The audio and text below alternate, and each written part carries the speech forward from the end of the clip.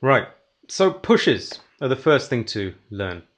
And with pushes, we literally push something a half beat early. So if you have 1, 2, 3, 4, 1, then you'll end up with 1, 2, 3, 4, and the and of 4, right? 1, and 2, and 3, and 4, and. Yeah, let's see on a tune phrase. So I'm going to take It Could Happen to You, which is 1, 2.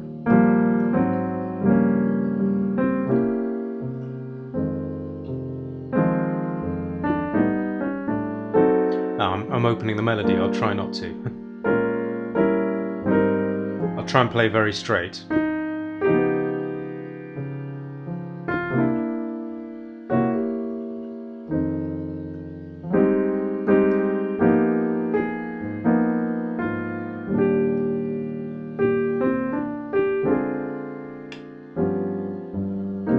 Okay. Now, if I put some pushes in, so dee-da-dum, that note with the C7. 1, 2. That's pushed, right?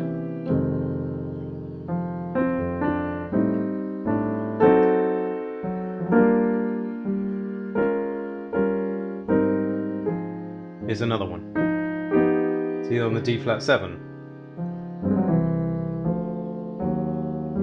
etc. Takes a bit of experience, but now, if you know now that you're looking to put some pushes in, great. Start working on them on any phrases. If you take phrases, let me take some phrases through the E flat scale. Very simple phrases like that, scale stuff. Yep, you guys are fine for sound. Okay, thank you. If I take that,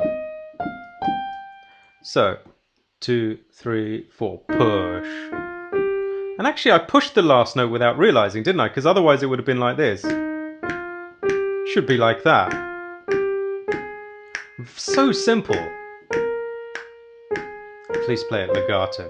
Now if I put a push at the beginning, 1, 2, 3, 4, and.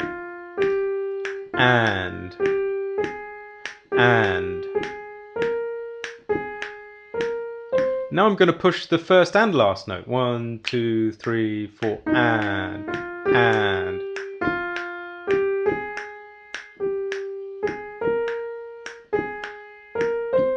That kind of thing, So it's falling in love with the language of music and the creation of little phrases. That's what the secret is.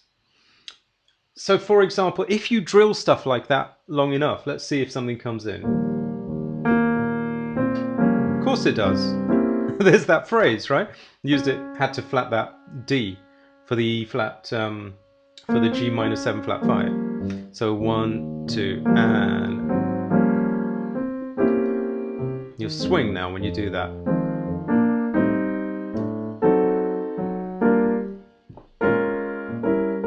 So that's how a push feels and sounds, right? There are things to explore. We've got a few tunes to look at here today, so this is just one of them.